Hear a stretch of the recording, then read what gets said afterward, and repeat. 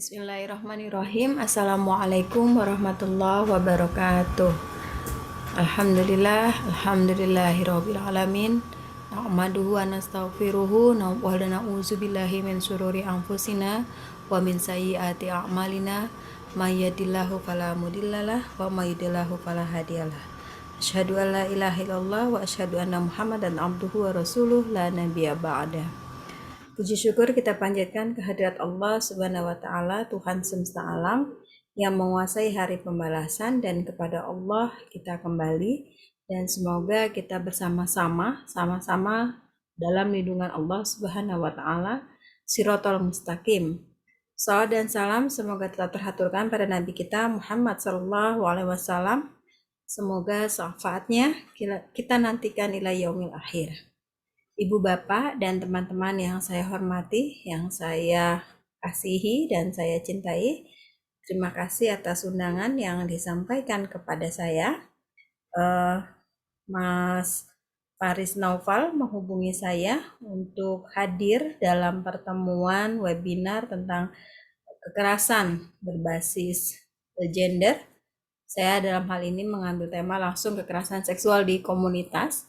Yuk kita kenali dan tangani sama-sama sebagai kegiatan dari KKN MIT DR14 UIN Wali Songo Semarang. Di sini juga saya ingin mengucapkan selamat datang, salam hormat kepada Ibu dan Bapak, dan juga mungkin ada Pak RT, Pak RW, Pak Lurah, kemudian Ibu-Ibu PKK. Assalamualaikum semuanya, termasuk juga pada pembimbing KKN Bapak Nur Hashim. Ibu Bapak yang saya hormati dan saya banggakan, juga teman-teman mahasiswi dan mahasiswa dari UIN Wali Songo Semarang. Saya ingin memulai presentasi saya tentang apakah sebenarnya kekerasan seksual itu. Kekerasan seksual adalah perbuatan merendahkan, menghina, menyerang terhadap tubuh yang terkait dengan nafsu, ya, hasrat seksual, dan yang disasar itu langsung kepada alat-alat reproduksi perempuan, dan sifatnya paksaan begitu, dan mengakibatkan kesengsaraan baik fisik, psikis, seksual, dan merugikan korban. Sedangkan pelecehan seksual adalah tindakan seksual melalui sentuhan fisik maupun non-fisik dengan sasaran organ seksual atau seksualitas korban. Tindakan yang dimaksud termasuk, ya, penting kita ketahui, ini siulan, main mata.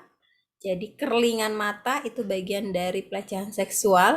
Siulan, halo cewek cantik, godain kita dong, itu termasuk. Sweet itu juga termasuk juga mempertunjukkan materi pornografi, colekan, sentuhan di bagian tubuh, menepok, menyentuh, itu bagian dari pelecehan seksual. Jadi kalau kekerasan seksual itu serangan, kalau pelecehan seksual itu sentuhan fisik maupun non fisik, jadi verbal maupun non verbal. Jadi beda, ya. Kalau kekerasan dalam pacaran apakah ada? Tentu ada, dan banyak sekali contohnya. Termasuk di dalamnya adalah catcalling, jadi memanggil dengan tujuan merendahkan, siul-siulan. Sedangkan kekerasan seksual itu pemaksaan hubungan seksual, eksploitasi seksual, perbudakan seksual, termasuk incest, memaksakan hubungan seksual sedarah. Banyak kita temui kasus paman pada ponakan, ayah pada anak perempuan, kakak kepada adik, dan lain sebagainya, termasuk kakek kepada cucu perempuan. Dan ini banyak sekali contohnya di masyarakat kita. Termasuk juga kekerasan dalam pacaran, jadi dipaksa dicium oleh pacarnya, dipaksa untuk dipeluk, dan lain sebagainya. Siapa pelaku? Tadi sudah saya singgung, ada orang terdekat korban, ada orang yang tidak dikenal sama sekali. Misalnya petugas kebersihan kah, satpam kompleks, dan lain sebagainya. Jadi lingkungan di mana tempat kita tinggal itu semua orang potensi menjadi pelaku, dan semua orang potensi menjadi korban. Jenisnya bermacam-macam. Kekerasan seksual pada anak, ya, ada penganiayaan yang dilakukan oleh orang terdekat, bisa dilakukan oleh keluarga, teman sebaya, orang yang dikenal maupun orang yang tidak dikenal. Kenapa kekerasan seksual masih sering terjadi? Karena ada faktor relasi kuasa antara korban dan pelaku. Misalnya guru dengan murid, bos dengan karyawan, orang tua terhadap anak, paman kepada ponakan. Dan yang paling menyedihkan adalah paradigma patriarkis yang memposisikan laki-laki itu lebih unggul dibandingkan perempuan. Ya, ibu dan bapak perlu juga kita ketahui, relasi gender ini juga terjadi karena struktur di masyarakat kita yang tidak imbang, termasuk juga mengatakan bahwa kodrat perempuan itu masak, mencuci, mengurus anak, ya, kemudian juga bersih-bersih dan lain sebagainya. Padahal itu bukan kodrat ya, itu adalah peran sosial yang bisa dilakukan oleh suami atau istri secara bergantian atau bersama-sama. Sedangkan kodrat kalau merujuk pada definisi dari Kamus Besar Bahasa Indonesia adalah sesuatu yang diberikan oleh Tuhan yang sifatnya menetap dan tidak bisa diubah. Misalnya bayi baru lahir, diketahui dia perempuan atau laki-laki karena jenis kelaminnya. Warganegaraan, warna kulit, kemudian juga suku bangsa itu adalah kodrat. Selebih itu bukan kodrat ya. Jadi sekali lagi masak, mencuci, ngurus anak itu adalah bukan kodrat, itu adalah peran-peran sosial. Ini data tentang kekerasan terhadap perempuan dan anak. Ibu dan Bapak penting diketahui bahwa mitos kekerasan seksual itu katanya korbannya itu orang dewasa. Terjadi karena perempuannya nggak pakai jilbab. Jadinya di malam hari. Dan yang paling menyedihkan adalah anggapan bahwa korban menikmati. Ini salah besar. Dan katanya pelaku itu orang lain. Ini mitos. Faktanya, bayi perempuan bahkan mayit perempuan itu bisa menjadi korban kekerasan seksual. Perempuan berjilbab, perempuan bercadar, perempuan memakai baju panjang itu juga bisa menjadi korban kekerasan seksual. Bahkan terjadi di siang hari. Dan yang paling kita harus ubah paradigma yang mengatakan perempuan korban perkosaan itu menikmati itu salah besar. Karena sebenarnya korban mengalami depresi yang luar biasa, trauma, gila, bahkan keinginan untuk bunuh diri. Pelakunya bisa orang dekat korban, bisa orang jauh termasuk keluarga. Dan guru, dosen, tetangga, siapa saja bisa. Ibu dan bapak banyak tidak diketahui bahwa hubungan laki-laki dan perempuan secara reproduksi punya peran yang berbeda dan dampak yang berbeda. Perempuan punya peran reproduksi yang panjang sekali dan dampaknya juga panjang. Jadi menstruasi butuh sampai 14 hari, melahirkan butuh sampai 2 hari kalau kelahirannya spontan. Nifas bisa butuh 40 hari, hamil 9 bulan, menyusui bisa butuh waktu 2 tahun. Bayangkan dengan laki-laki, mimpi basah cuma 2 menit, 2 jam, pipis cuma 2 menit, memproduksi sperma bisa setiap saat dan semuanya nikmat bagi laki-laki. Sehingga paradigma yang mengatakan korban perkosaan menikmati itu berangkat dari paradigma hubungan seksual laki-laki yang selalu nikmat. Padahal untuk perempuan belum tentu menikmati, bahkan dalam hubungan yang dipaksa itu berdampak psikis pada korban dan keinginan korban untuk bunuh diri. Jadi kita bisa paham kalau ada korban perkosaan itu inginnya bunuh diri, sebagaimana kasus seorang mahasiswi Unbra Universitas Brawijaya yang kemudian menelan racun di atas pusaran ayahnya. Jadi yang salah itu bukan korban tapi pelakunya, termasuk paman korban yang tidak melindungi korban dan menyalahkan korban. Ibu dan Bapak, kekerasan seksual terjadi karena bias gender, termasuk tafsir agama, budaya patriarki, regulasi hukum yang minim. Kita tahu kasus di Jombang, seorang anak kiai melakukan perkosaan, kekerasan seksual kepada santri, tidak bisa dihukum. Nah, ini termasuk regulasi hukum ya. Sistem pendidikan, perempuan nggak boleh jadi pemimpin. Itu secara tidak langsung mengkonstruksi perempuan menjadi makhluk yang lemah. Padahal lemah atau kuat itu adalah konstruksi budaya yang bisa dibentuk oleh siapapun. Adik-adik mahasiswi dan mahasiswa kita kalau tidak pernah latihan olahraga, tidak akan pernah bisa lari 100 meter dalam waktu mungkin hanya 5 menit atau 6 menit. Tapi buat orang yang latihan secara serius, lari 100 meter bukan hal yang sulit. Jadi sekali lagi, kuat dan lemah tidak ada kaitannya dengan jenis kelamin. Laki-laki yang tidak pernah olahraga pasti kalah lari cepat dengan atlet perempuan. Atlet perempuan angkat besi pasti lebih kuat dari mahasiswa adik-adik kita yang tidak pernah olahraga. Kira-kira begitu ya. Jadi Bu dan Bapak, teman-teman, kuat atau tidak itu tergantung dari latihan. Budaya patriarki itu tercermin dalam lagu ini sebagai contoh ya, betapa budaya patriarki itu masuk ke dalam setiap lini kehidupan kita. Mari kita dengarkan bersama lagu berikut. Ini ada lagunya Adin, judulnya Kirana. Kita dengarkan.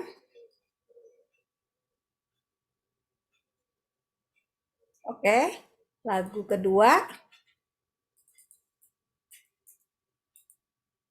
Lagu kedua kita dengarkan.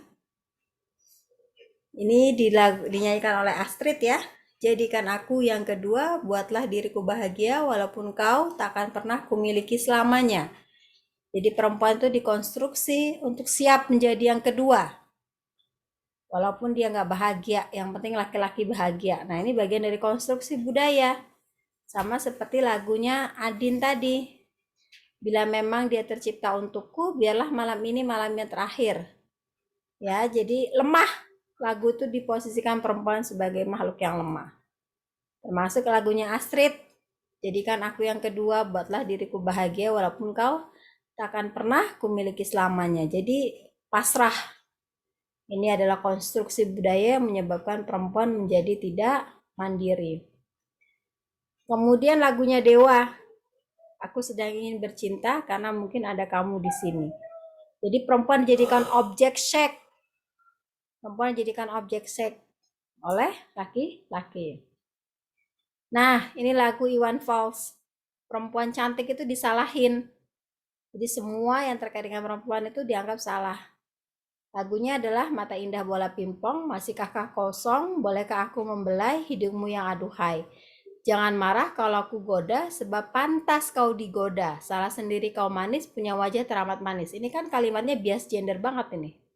Jangan marah kalau aku goda, sebab kamu pantas digoda. Salah sendiri kau manis. Masa orang manis salah? Masa orang cantik salah? Ya kan? Jadi ini cara lagu untuk menjustifikasi, menghinakan perempuan. Bahwa perempuan cantik itu salah dan pantas digoda. Nah, kita harus merubah paradigma seperti ini. Begitu juga lagunya Jamrud. Dia nggak mau nih disalahin. Lihat aja lagunya. Hei, salahkah aku yang jadi mau karena melihat isi dalam rokmu? Hei, kenapa kau mau saat ku rayu? Dan kita kemudian saling berguling bergerak bebas di atas pantai. Jadi yang disalahin perempuannya lagi, bukan laki-lakinya. Jadi salah nih yang perempuannya. Begitu. Nah, begitu juga lagu One Direction ya, Still My Girls, itu juga begitu. Everybody won't take her. Jadi semua orang itu ingin mengambil pacarnya, ya. Jadi seolah-olah perempuan itu bisa diperebutkan.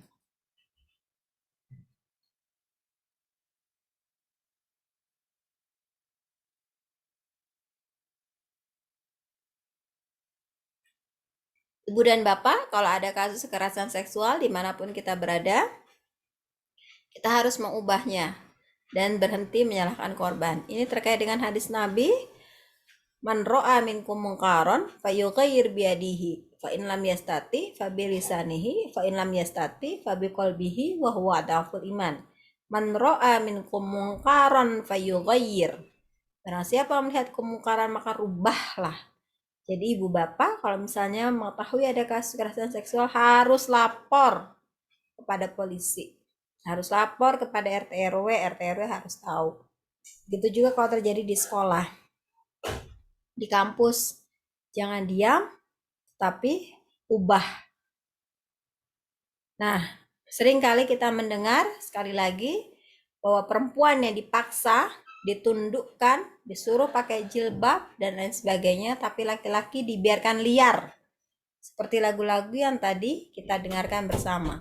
Ada dalam surat An-Nur ayat 30, Allah Subhanahu wa taala sudah berpesan kepada kita. Bismillahirrahmanirrahim. Qul lil mu'minina yaghuduna min absarihim wa yahfazuna furujahum. Jadi perintah kepada laki-laki untuk menundukkan pandangan mereka. Perintahnya kepada siapa? Laki-laki yang beriman. Qul lil mu'minin. Jadi katakan kepada laki-laki yang beriman. Suruh apa? Yaghuduna min absarihim, menundukkan pandangannya dari melihat yang bukan halal. Wa yahfazu furujahum, dan menjaga kemaluannya. Jadi laki-laki yang diperintah untuk menundukkan pandangan dan menjaga kemaluannya. Baru kemudian dalam surat An-Nur ayat 31 perintah menutup aurat. Jadi yang pertama diperintahkan oleh Allah adalah laki-laki menundukkan pandangan. Nanti ini terkait dengan ayat yang lain, perintah bagi laki-laki menjaga wudunya. Menjaga wudunya dan tidak boleh menyentuh perempuan. La mastumun nisa. Itu perintahnya jelas bagi laki-laki menjaga wudu dan tidak boleh menyentuh perempuan. Selanjutnya dalam surat An-Nur, dzalika azka lahum innallaha khabirum bima yasnaun. Azka, jelas banget ini perintahnya, azka lahum, ya. Jadi perintah untuk menahan pandangan dari perkara yang haram, ya. Dan itu adalah lebih suci bagi mereka di sisi Allah. Innallaha khabirum bima yasnaun. Karena Allah Maha mengetahui dari apa yang diperbuat oleh manusia. Dan tidak ada satupun dari perbuatan dari manusia yang tidak ada balasannya di yaumil akhir nanti. Jadi sekali lagi, perintah menundukkan pandangan ada pada laki-laki. Perintah menjaga kemaluan ada pada laki-laki. Perintah menjaga wudhu dan tidak boleh menyentuh yang bukan haknya. Ya, kecuali istri dan suami itu punya hak saling melengkapi, saling menyentuh, karena dalam surat Al-Baqarah sebagaimana libasun, pakaian, hunna libasulakum wa antum libasulahunna. Lebih itu dia tidak punya hak atas tubuh orang lain. Jadi penting sekali menjaga wudhu. Tidak boleh menyentuh. La mastumun nisa. Ibu bapak, penting diketahui, Islam lahir sebagai pembeda bagi tradisi, budaya, dan ajaran sebelum Islam diturunkan. Itu sebabnya salah satu contoh adalah kelahiran perempuan dirayakan dengan akikah. Ketika menikah, perempuan berhak atas mahar. Dulu ketika perempuan nikah, dia seperti barang, suka-suka laki-laki. Kalau suaminya meninggal, perempuan menjadi barang yang diwariskan kepada klannya, kepada sukunya, bahkan kepada laki-lakinya. Kalau perempuan sedang haid, dianggap sebagai kotor, dijauhkan, ditaruh di hutan. Islam datang merubah tradisi itu. Ketika menikah, perempuan dihargai dengan mahar. Ketika ada yang meninggal, perempuan berhak atas waris dan mewariskan. Ketika perempuan haid, dia bukan manusia kotor sehingga harus dijauhi.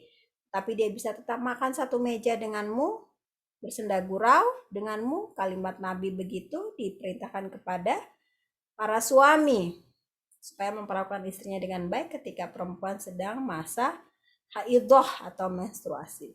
Jadi kalau Islam lahir saja sudah mengangkat derajat perempuan dengan baik, dengan terhormat, maka kita yang mengaku sebagai Nabi Muhammad wajib menjaga kehormatan perempuan dengan menundukkan pandangan, menjaga kemaluan, dan menjaga wudhu. Termasuk juga nanti dalam surat Al-Hujurat ayat 11, la yashor qaumun min qaumin, ya. Jadi larangan bagi laki-laki untuk memanggil dengan panggilan yang buruk. Jadi memanggil dengan panggilan yang buruk saja dilarang, apalagi melakukan pelecehan seksual dalam bentuk verbal. Laki-laki dan perempuan punya tanggung jawab yang sama di hadapan Allah sebagai khalifah di muka bumi, karena perempuan dan laki-laki sama-sama diciptakan dari tanah, bukan dari tulang rusuk laki-laki. Tidak ada satu ayat pun dalam Al-Quran yang mengatakan perempuan dari tulang rusuk laki-laki. Bu dan Bapak, penting bagi kita melakukan penyadaran kritis, gerakan bersama, supaya kekerasan terhadap perempuan, pelecehan tidak terjadi di komunitas tempat kita tinggal. Penting sekali untuk mendengarkan hati, membuka mata, dan memperhatikan telinga supaya kalau ada kasus kekerasan seksual, pelecehan kepada perempuan kita bisa bertindak. Baik, kalau ada pertanyaan saya persilakan. Selanjutnya saya tutup. Billahi fil sabil haq fastabiqul khairat nun wal qalam ma yasturun. Terima kasih atas segala perhatian. Kurang lebihnya saya mohon maaf atas keterbatasan karena memang sedang kurang sehat dari segi fisik dan keterbatasan lainnya. Wassalamualaikum warahmatullahi wabarakatuh. Selanjutnya saya kembalikan ke panitia. Terima kasih.